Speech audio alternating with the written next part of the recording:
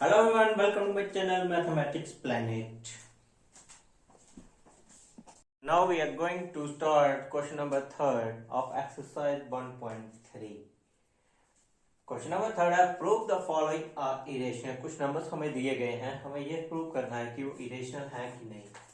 पहला पार्ट हमारे पास 1/√2। इसको भी हम वैसे ही जैसे पिछले क्वेश्चन में किया बाय यूजिंग कंट्राडिक्शन मेथड, इसको भी उसी तरह से प्रूव करेंगे। Now let us start the answer of this. Let us assume 1/√2 is rational. अगर ये रेशनल हो गया इसका मतलब क्या हुआ, रेशनल नंबर्स को किस फॉर्म में एक्सप्रेस करते हैं, 1/p/q की फॉर्म में। Then 1/√2 can be written as in the form of p/q, where q should not be equal to 0। q जो होगा वो 0 के इक्वल नहीं होगा। तो यहाँ पे जो दैट इज p और q हमारे पास क्या है, यहाँ p एंड q आर को प्राइम नंबर जिनका एक ही कॉमन फैक्टर है, दैट इज द 1। को प्राइम नंबर इंटीजर्स मान लीजिए, ठीक है। Therefore HCF of p and q is equal to 1। इतना समझ आ गई। नाउ अब इसको सॉल्व करेंगे। 1/√2 इक्वल p/q। q किसके इक्वल आ गया, √2p के, ठीक है।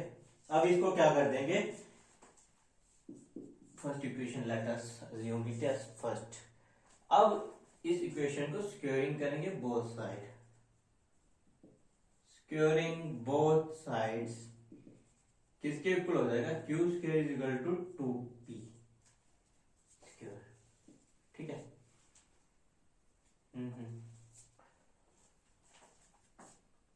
p स्क्वायर की वैल्यू क्या आ जाएगी, q स्क्वायर बाय 2। यहां पे क्या हुआ, जो q स्क्वायर है वो डिविजिबल बाय 2 है। जो 2 है q square is divided by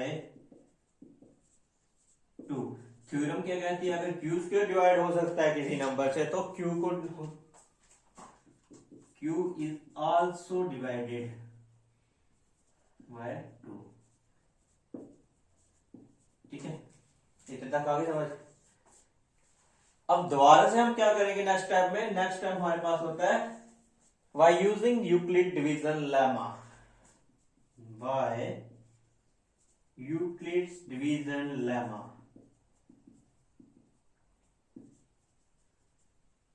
here q is getting divided by 2, here q is the dividend and 2 is the divisor, c is the quotient. If it gets fully divided then remainder will have remain 0। a is equal to bq plus r, Euclid division lemma की ये statement रहती है हमारे पास। What is dividend here, a is the dividend, here dividend is q and b is the divisor with 2c। q किसके equal आ गया, 2c के equal. अब same अब इसकी q की वैल्यू हम कहां करेंगे पुट, फर्स्ट इक्वेशन में।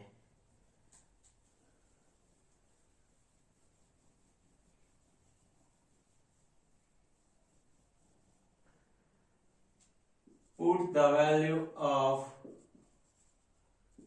q in equation first। Equation first क्या थी हमारे पास, q is equal to √2p, q is equal to √2p, ठीक है। q की वैल्यू क्या आ रही है, 2c √2p के, is it clear.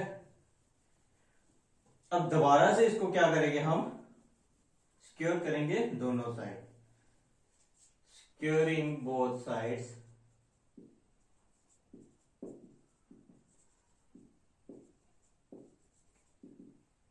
To C का स्क्वेयर p का स्क्वेयर, 2c का स्क्वेयर क्या हो गया,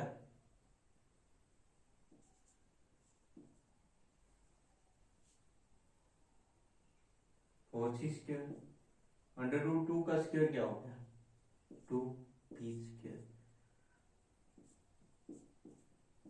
to C square equal to P square, C square equal to P square by two. यहाँ पे क्या समझ आई, जो पी स्क्वायर है वो डिवाइड किससे हो रहा है, टू के साथ। Here P square is divided by two, जो पी स्क्वायर है वो डिवाइड किसके साथ हो रहा है, टू के साथ। इसका मतलब क्या हुआ, पी जो होगा वो भी divided is also divided by two, P भी जो होगा वो भी डिवाइड किसके साथ हो जाएगा, टू के साथ। इतने तक समझ आ गई। अब क्या करेंगे नेक्स्ट स्टेप में, next step is by using Euclid's division lemma, by Euclid's division lemma. Euclid division lemma क्या होती है, is equal to B Q plus R, p is getting divided by 2, here some question will exist that let it be d, and if on dividing the remainder will become 0. Here dividend is p, divisor is 2 and d is the quotient, p किसके equal आ गई हमारी 2d के। Now q की value भी आ गई हमारे पास, p की भी आ गई, q की भी आ गई। p is equal to 2d and q is equal to 2c। इतने तक आ गई समझ। यहां से HCF क्या आ गया इस दोनों का, p और q का, therefore HCF of PQ is 2, highest common factor क्या आ रहा है, 2। अब इन दोनों का HCF आ रहा है -2, पर P और Q जो थे हमारे पास दो को प्राइम थे, को प्राइम इंटीजर्स, को प्राइम इंटीजर्स थे तो HCF क्या आना चाहिए था इनका 1, HCF should be equal to 1। ऐसा तो नहीं हुआ, HCF 2 आ रहा है, इसका मतलब क्या हो गया, कंट्राडिक्शन। Therefore the contradiction, उल्टा हो गया ये, contradiction has been arisen due to our wrong assumption, जो हमने assume किया वो गलत हो गया। assumption, हमारी assumption की क्या थी, that is 1/√2 is rational, 1/√2 is rational, 1/√2 is rational. Therefore, this proves that the given 1/√2 is irrational number. Due to our wrong assumption, 1/√2 is irrational. Second part of question number 3 is we have to check whether it is irrational or rational. 7√5, इस ये question similar है जो question number second किया था हमने। We will have the proof of it. Let us assume 7/5 is rational. अगर हमने इसको रेशनल माना तो इसका मतलब क्या होगा, ये P/Q की फॉर्म में होगा। Therefore 7√5 is equal to P/Q। ठीक है, Q जो होगा वो नॉट इक्वल टू 0 होना चाहिए, अगर 0 हो गया तो वो नॉट डिफाइन हो जाएगा। अब क्या करेंगे, P और Q हमारे पास क्या है, और को प्राइम, को प्राइम का मीनिंग क्या हो गया, इनका HCF 1 हो, that is HCF of P and Q should be equal to 1। इतने तक समझ आ गई। अब नेक्स्ट स्टेप क्या रहेगा हमारे पास, simplification of 7√5 should be equal to P/Q। अब √5 को क्या करेंगे, 7√5 get multiplied by Q and this P,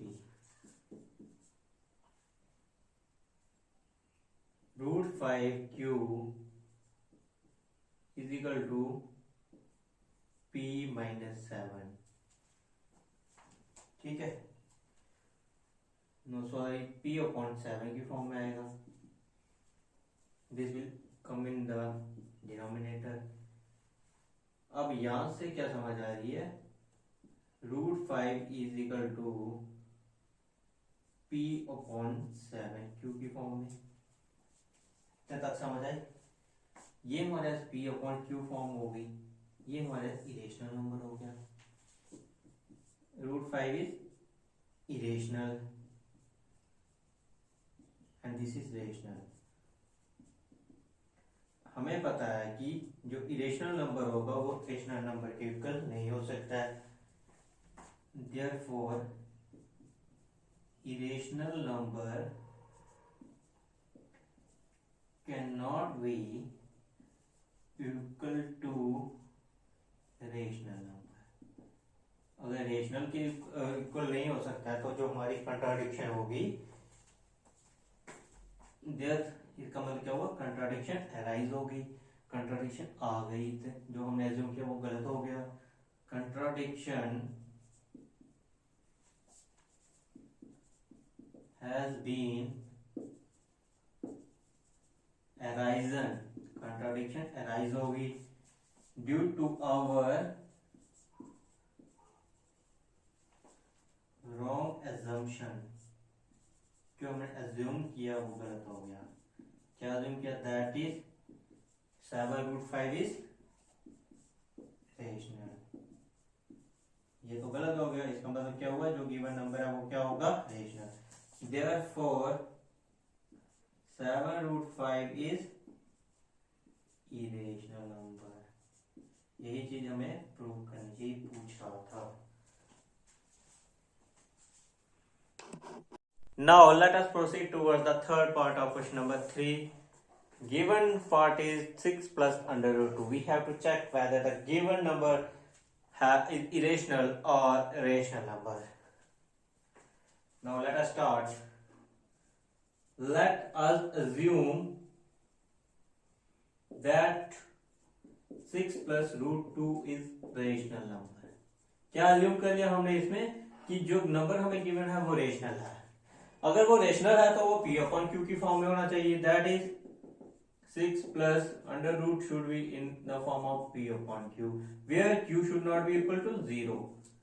q जो है वो नॉट इक्वल टू 0 होना चाहिए। अगर 0 हो जाता है तो वो नॉट डिफाइन हो जाएगा। Is it clear? where p and q are co-prime numbers। p और क्या हो गए हमारे पास, को-प्राइम इंटीजर्स हैं। अगर को-प्राइम का मीनिंग रहता है उनका एक ही फैक्टर सेम होगा, that is the one. Therefore HCF of p and q should be equal to 1। इनका HCF क्या होना चाहिए, 1। Now we have to simplify this statement, that is 6 plus under root 2 is equal to p upon q की form में होगा। Under root 2 इसी तरफ रहने दीजिए और इस 6 को टूवर्ड्स राइट मूव शिफ्ट कर दीजिए। p upon q minus 6, this 6 will get multiplied with q, we get p minus 6q upon q। आगे समझ? अब यहां से क्या समझ आ रही है, ये p upon q की फॉर्म में है ना। ये हमारे पास एक इरेशनल नंबर हो गया। सेम दिस भी इरेशनल एंड दिस भी rational. Irrational is never equal to rational. Rational number कभी भी इरेशनल के इक्वल नहीं होता। There irrational number can not be equal to 0। ये तो कंट्राडिक्शन हो गई। यहां पे हमने एज्यूम कुछ किया था, आ कुछ रहा है। Therefore the contradiction has been arisen due to our assumption that is wrong. जो हमने अज्यूम किया वो गलत हो गया. क्या अज्यूम किया था? दैट इज 6 प्लस रूट 2 को क्या अज्यूम किया था? Is rational. रेशनल तो अज्यूम किया पर ये क्या हो गया? Irrational. Therefore 6 plus root 2 is irrational. ठीक है, ये इरेशनल हो गया. Hence prove. This is the proof of question number 3. ठीक है, ये हमारी एक्सरसाइज थी आज की 1.3. अगर आपको मेरी वीडियो पसंद आई हो तो वीडियो को लाइक, शेयर और चैनल को सब्सक्राइब करना ना भूलें. Thanks for watching. अगर आपको मेरी वीडियो पसंद आई तो वीडियो को लाइक, शेयर और चैनल को सब्सक्राइब करना भूलें. Thank you for watching. Have a nice day.